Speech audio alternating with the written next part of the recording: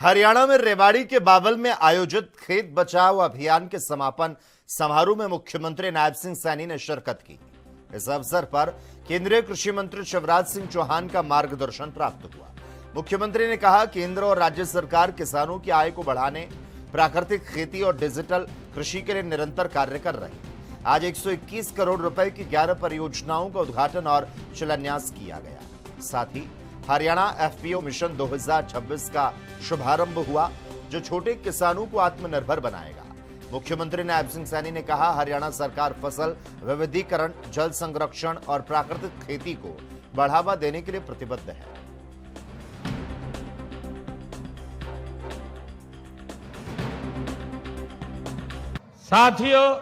साथियों, आज यहां चौधरी चरण सिंह हरियाणा कृषि विश्वविद्यालय के बावल क्षेत्रीय अनुसंधान केंद्र में खेती बचाओ अभियान के इस समारोह में आप सबके बीच आकर के मुझे अत्यंत गौरव का साथियों अनुभव हो रहा है।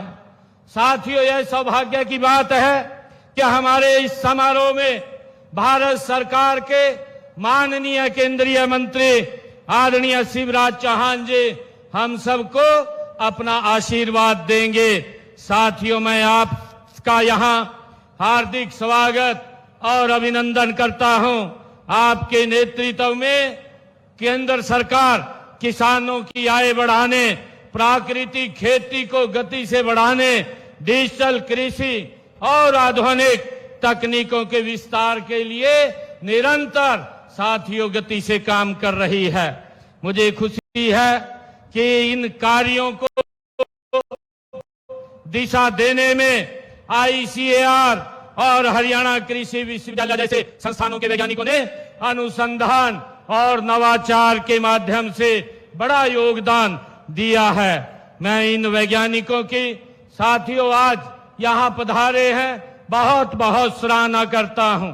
साथियों, मुझे खुशी है कि खेत बचाना है केवल भूमि बचाना नहीं है, बल्कि जल संरक्षण, मृदा स्वास्थ्य, पर्यावरण संरक्षण और आने वाली पीढ़ियों का भविष्य सुरक्षित करना है। इस अभियान को सफल बनाने के लिए मैं वैज्ञानिकों और किसानों को बहुत बहुत बधाई और शुभकामनाएं देता। लेकिन संतुलित खाद डालिए, जितनी जरूरत है उतनी डालिए, माटी का परीक्षण करवाइए, मिट्टी को जिन तत्वों की जरूरत है वो खाद के रूप में दीजिए, सॉइल हेल्थ कार्ड का उपयोग कीजिए। अब तो टेक्नोलॉजी का इस्तेमाल करके हम ये कोशिश कर रहे हैं किसान भाइयों कि आपको सॉइल हेल्थ कार्ड भी कुछ दिनों बाद नहीं बनवाना पड़ेगा। आपके मोबाइल में एक ऐप आप डाउनलोड करोगे और खेत में जाके खड़े हो जाओगे हथेली पे रख के, तो आपका मोबाइल आपको बता देगा कि आपकी मिट्टी में कौन कौन से तत्व है और उसके हिसाब से कितनी खाद डालनी चाहिए। तो ये काम भी हम कर रहे हैं ताकि आपको परेशानी ना हो। टेक्नोलॉजी का उपयोग करके आज मैं आपसे फिर निवेदन करता हूं कि संतुलित खाद डालिए और हो सके तो थोड़ी सी जमीन पर प्राकृतिक खेती करके भी तो देखो। आप जानते हैं गुजरात के राज्यपाल